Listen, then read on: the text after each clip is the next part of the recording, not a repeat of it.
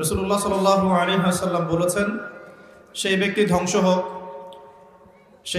ধ্বংস হোক যে ব্যক্তির সামনে নবী মুহাম্মদ সাল্লাল্লাহু আলাইহি ওয়াসাল্লামের নাম উচ্চারিত হয়েছে কিন্তু সে নবীর নাম শুনেও দরুদ পড়ে নাই।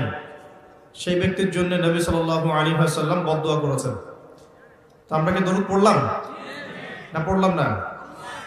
নবী সাল্লাল্লাহু আলাইহি ওয়াসাল্লামের নাম শুনলেই বলতে হবে কি?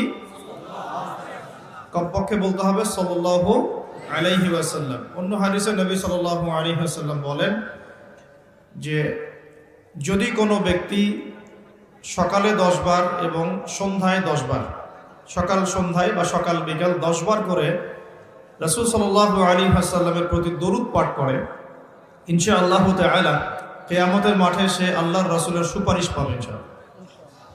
আমরা কি নবীর সুপারিশ পেতে চাই? আমরা তো মনে হয় না নবী সাল্লাল্লাহু